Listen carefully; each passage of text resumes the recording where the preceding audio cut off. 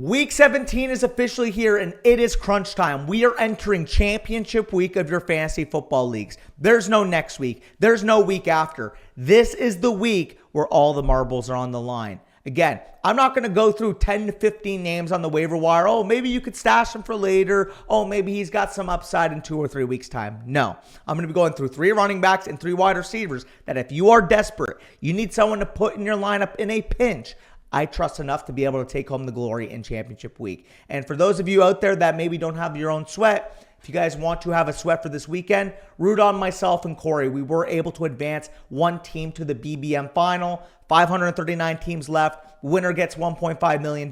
You guys should see the team on the screen. If you guys want to draft teams like this moving forward, go over to Underdog Fantasy and use promo code FSC. If you sign up and first deposit at least $10 on the site, you will get access to a special pick over on Underdog. And again, there's going to be playoff best balls coming around. You want to draft some strong teams. We're going to be making some content. Go use promo code FSC on Underdog if you have not already done so. But moving on to the 6 names for the waiver wire this week that you could put into your lineup, we start off with the Las Vegas Raiders duo at running back, Alexander Mattison, Amir Abdullah. Alexander Mattison rostered in 57% of fantasy leagues, 29% rostered for Amir Abdullah. And the reason why I do trust them in my lineup this week, specifically in your PPR leagues, is the matchup they have on deck going up against that New Orleans Saints rush defense. We saw them get absolutely plastered by the Green Bay Packers on Monday Night Football. Again, you should have some better options, but maybe you lost to David Montgomery. Maybe you need someone. RB2 is your weakest slot in your team. I really do like the projections for Alexander Mattison and Amir Abdullah.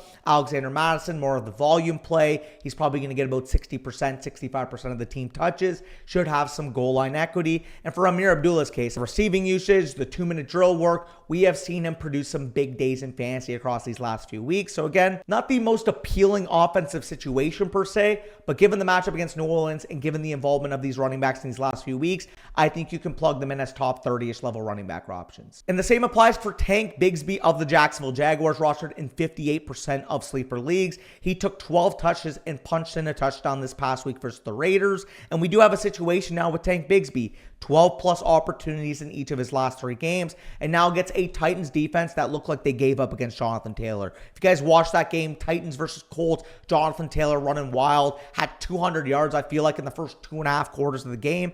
The Titans' run defense, especially with T'Vondre Sweat out of the lineup, is not the same type of unit that we saw earlier in the year. And like we know with Tank Bigsby, he's more of your, between the tackles, goal line runner for the Jacksonville Jaguars, while ETN has been used in the passing game. ETN's not going to be available in the majority of your leagues, but if Tank Bigsby's available and you need someone to put in your lineup, I really do love the forecast of the Jacksonville offense going up against the Titans this week. In a very similar case on the other side, 57% rostered, we have Tyjae Spears of the Tennessee Titans. And with Tyjae Spears, obviously this is the flip side of that Titans-Jaguars game.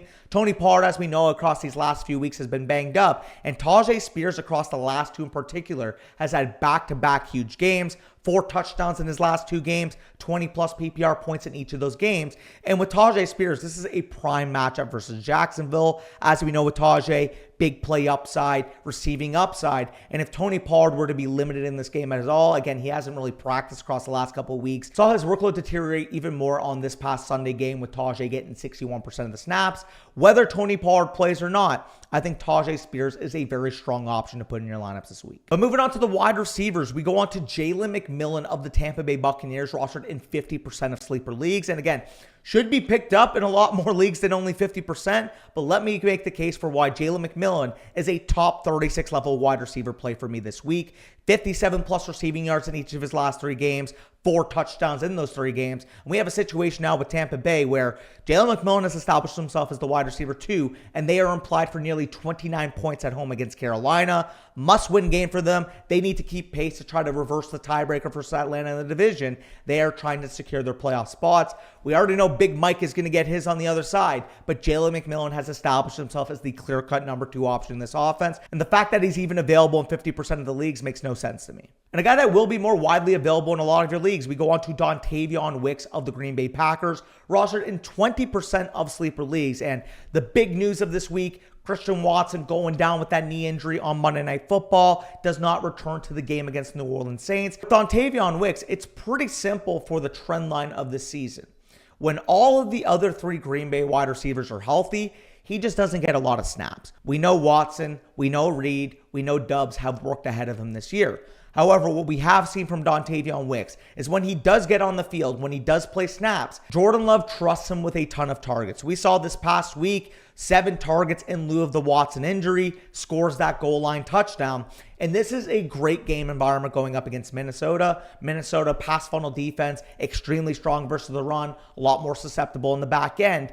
And specifically in this game environment, we have a 48.5 over-under. Dontayvion Wicks in the last game against Minnesota this year, 5 catches, 78 yards, 2 receiving touchdowns. Again, this is a lot more dependent on whether or not Christian Watson plays. But if Christian Watson is out for this week, Dontayvion Wicks is a big-time upside piece to put into your flex spot. And then finally at wide receiver, we have Rashod Bateman of the Baltimore Ravens, 32% rostered in sleeper leagues. And like Dontayvion Wicks, he is a little bit more volatile. However, what we do know about Rashod Bateman is he scored 3 touchdowns in his last 2 games. And this is a competitive game script going up against Houston on the road.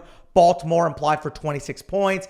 Texans pass funnel defense. And as we know with Rashod Bateman, yeah, sure, the floor is volatile, we've seen, but he is a big-time boom-bust option. Lamar's playing at an MVP level. He has established himself as the second target in this offense. And as we've seen in the last couple of weeks, he has evident spike week potential. 3 catches, 80 yards, 2 touchdowns just 2 weeks ago. But I'll also give you 2 more honorable mentions. We'll start off with the Cardinals running backs pending the James Conner news. Michael Carter, Trey Benson. If Trey Benson is expected back this week, did miss this past week's game with an ankle injury. If he's expected back, he will be my preferred option. But I also think Michael Carter is worth a shout given his receiving usage. Again, we do have obviously James Conner in week 16 going down with an apparent knee injury. However, we do see some optimism from head coach Jonathan Gannon here. We'll see how it goes throughout the week. I know he wants to play. He already got put on record as saying there will be no sitting of Kyler Murray. It seems to me that Jonathan Gannon wants to do everything in his power to win these last 2 games. And James Conner is a competitor in his own right. If he can go, I do think James Conner goes this week. Heck, for that BBM team that you saw at the beginning of the video, I hope he does go this week. So with James Conner, if he does play, obviously neither of these guys are going to be worth a pickup. But if James Conner is expected to be out, I would go in order, assuming both can play. Trey Benson, Michael Carter in that respective order, like I said. Finally, at wide receiver, the honorable mention, we got Hollywood Brown of the Kansas City Chiefs. There is pros and cons to Hollywood Brown. The con, he only played 27% of the snaps in his first game back. The pro, on those 27% of the snaps, he had 8 targets in that game. The question that I have, is he going to suddenly play 70, 75, 80+% of the snaps? Or is it going to be more like a part-time basis like we have seen from DeAndre Hopkins in this offense? Because if we know Hollywood Brown is going to get a full-time role, you can make the case he's a top 24, top 30 level wide receiver. The problem, we only have 1 week to make that decision, and we have no clue as to how many snaps Hollywood Brown is expected to play this week. If we had the confirmation in practice, Hollywood Brown expected full workload, at that point I'm comfortable putting him into my lineups in fantasy. But unless we get that type of confirmation, he's not a guy I'd feel comfortable putting in on Wednesday. But either way, if you guys enjoyed, make sure you leave a like down below. Like I mentioned at the top of the video, if you have no sweats for this weekend, sweat this out with me and Corey. Week 17, 539-person final for this BBM. Winner takes home $1.5 million. If you have nothing else to root for your boys. But with that being said, peace out. If you do have something to root for, hopefully you guys are able to secure your championships. Take care.